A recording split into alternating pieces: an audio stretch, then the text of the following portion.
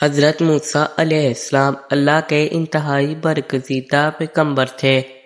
آپ کو موسیٰ علیہ السلام کلیم اللہ اس لیے کہا جاتا تھا کہ آپ اللہ تبارک و تعالیٰ سے کوہ طور پر جا کر باتیں کیا کرتے تھے۔ آپ علیہ السلام کا ایک امتی تھا جو بہت زیادہ غریب تھا۔ اس کے گھر کئی روز فاقے رہتے تھے۔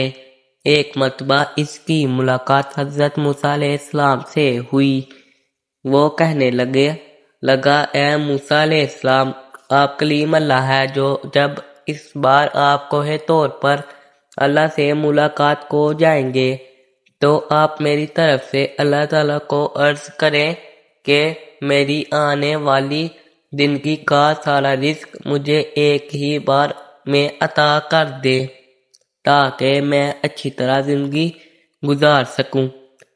حضرت موسیٰ علیہ السلام نے اس کی فریاد اللہ کی خدمت میں پیش کر دی۔ اللہ تعالیٰ نے اس کی فریاد قبول فرما دی اور اس کو چند بیر بکریاں، گندم اور کچھ مزید چیزیں عطا کر دیں۔ اس کے بعد حضرت موسیٰ علیہ السلام اپنے روزانہ کے کاموں میں لگ گئے۔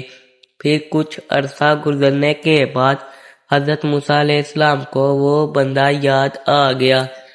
آپ علیہ السلام نے سوچا کہ پتہ تو کروں کہ اس کا کیا بنا۔ جب اس کے گھر پہنچے تو آپ علیہ السلام نے دیکھا کہ اس نے عالی شان مکان بنایا ہوا تھا۔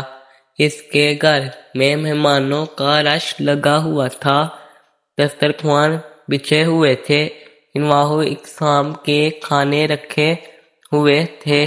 سب کھا پی کر الحمدللہ کہہ کر مزے اڑا رہے تھے۔ حضرت موسیٰ علیہ السلام یہ منظر دیکھ کر بہت حیران ہوئے کہ آخر یہ کیا ماجرا ہے۔ کچھ دنوں کے بعد کوہ طور پر اللہ سے ملاقات کی تو اللہ پاک سے فرمایا، اے پروردگار عالم، آپ نے اس بندے کو جو رزق دیا تھا وہ تو بہت کم تھا، لیکن آج اس بندے کے پاس کئی زیادہ نعمتیں ہیں۔ یا اللہ، میں یہ سمجھنے سے قاصر ہوں، بے شک آپ خوب جانتے ہیں۔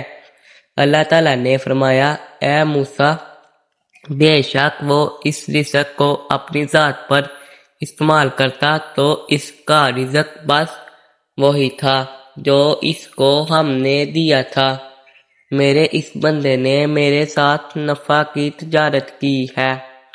موسیٰ علیہ السلام نے فرمایا، اے میرے پروردگار، یہ نفع کی تجارت کیا ہوتی ہے؟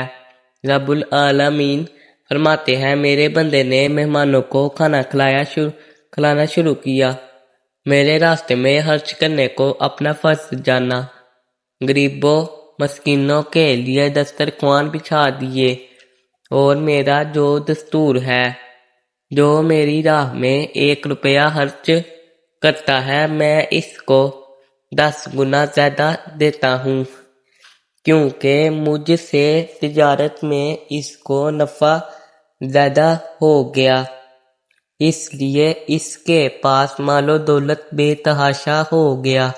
سبق: اللہ پاک فرماتا ہے، اے میرے بندے، تو میری راہ میں 1 روپیہ خرچ کر، میں تجھ کو 10 گنا زیادہ دوں گا۔ لیکن ہمارا ایمان اور ٹوٹا پھوٹا یقین یہ ہے کہ ہم اللہ کی راہ میں دینے سے کتراتے ہیں۔